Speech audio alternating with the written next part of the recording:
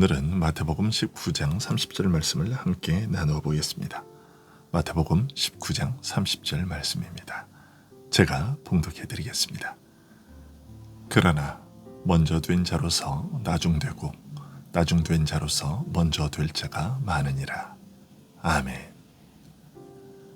무슨 일을 해야 영생을 얻을 수 있을까라는 물음을 가지고 예수님께 찾아온 부자 청년의 사건을 통해 예수님께서는 자기를 부인하고 주를 따르는 믿음이 어떤 것인지를 더욱 깊이 가르쳐 주셨고, 그 가르침의 마지막에 이런 말씀을 덧붙이셨습니다. 그러나 먼저 된 자로서 나중되고 나중된 자로서 먼저 될 자가 많으니라. 이것은 일반적인 순리에 어긋나는 것이죠. 그럼에도 예수님께서 이런 말씀을 덧붙이신 것은 자기 부인의 원리가 그만큼 독특한 것이며 상식의 틀에서 벗어나는 것임을 알려주시고자 함이었습니다. 이미 마태복음 16장에서 자기 부인에 대해 가르치시면서 자기를 잃는 것이 곧 자기를 얻는 것이라고 하심으로써 자기 부인이 일종의 역설인 것을 알려주셨습니다. 하지만 자기를 버림으로써 오히려 100배나 더 나은 것을 얻게 되는 것이라 자기를 의롭다고 여기는 경건한 자가 정죄를 받고 스스로 죄인이라고 고백하는 자가 오히려 의롭다 함을 받는 것 등은 자기 부인과 더불어 경험하게 되는 이해하기 어려운 일들이라고 할 수 있습니다. 이런 어려운 내용을 구체적으로 생생하게 보여주는 신뢰를 우리는 삭개오라는 인물에게서 발견할 수 있습니다. 삭개오는 자기를 부인하고 주를 좇는 신자가 겪게 되는 변화가 어떤 것인지, 그리고 이런 일들이 우리의 상식적인 생각과 기대를 초월하여 참으로 기이한 것임을 보여주는 좋은 예입니다. 누가복음 19장에는 예수님께서 여리고에 들어가셨을 때 삭개오라는 인물을 만난 일이 기록되어 있습니다. 삭개오는 세리장이었으며 부자였습니다. 이런 점에서 부자 청년과 닮았습니다. 두 사람이 다 같이 상당한 재산가였으며 청년의 관직과는 성격이 다를지 모르지만 삭개오 역시 하급 세리가 아니라 여러 명의 세리를 수하해 두고서 여리고 지역의 징세를 관리하는 세리장이었습니다. 예수님께 나와 뵙고자 한 것도 두 사람이 같습니다.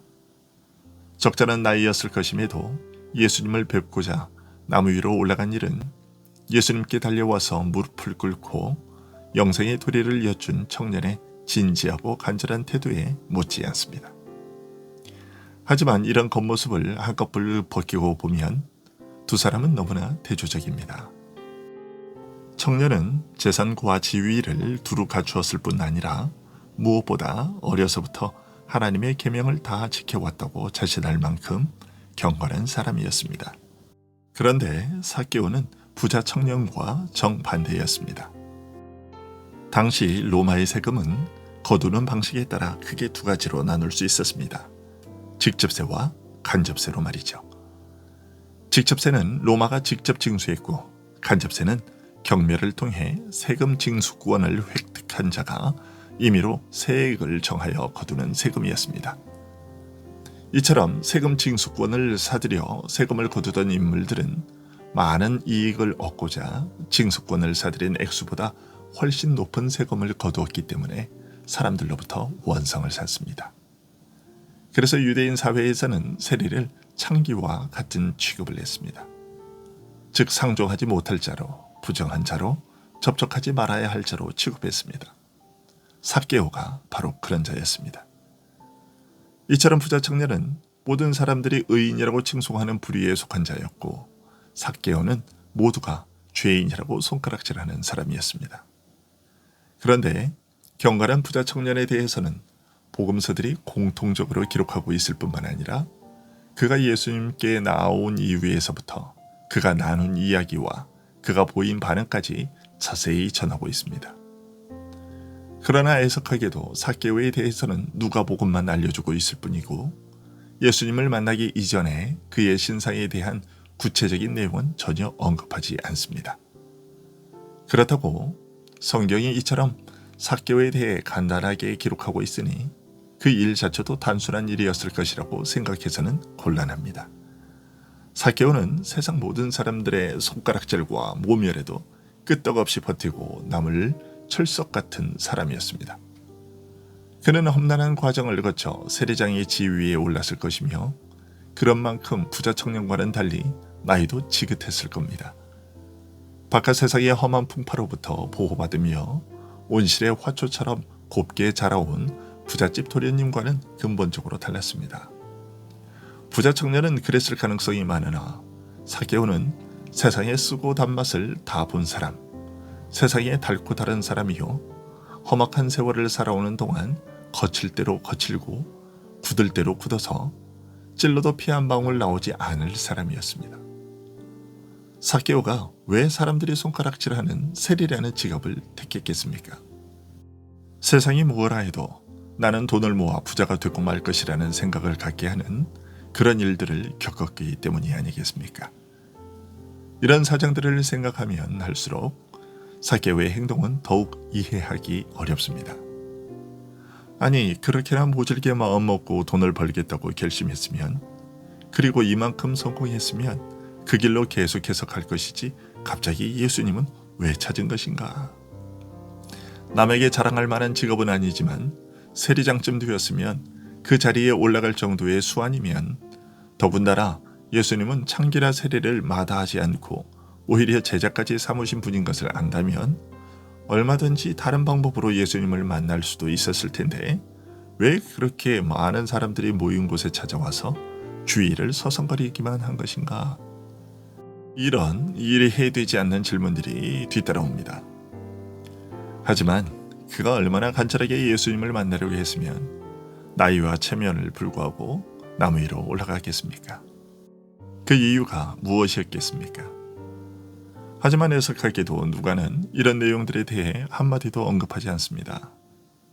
그렇더라도 우리는 누가복음에 남겨진 내용만으로도 삭개오가 예수님을 만나 뵙고자 한 이유를 충분히 짐작할 수 있습니다. 그가 단순한 호기심으로 나무에 올랐던 것이 아니라 돌같이 굳어진 그의 마음조차 억누를 수 없었던 절실한 이유와 사정이 있었을 것이라는 것만큼은 짐작할 수 있습니다. 특히 기쁨으로 주님을 영접하고 즐거워하면서 재산의 반을 가난한 자에게 나누어 주며 토색한 것은 4배나 보상하겠다고 한 것은 예수님과 삭개오 사이에서 일어나고 있는 일들이 평범하거나 피상적인 일이 아니라는 것을 보여줍니다.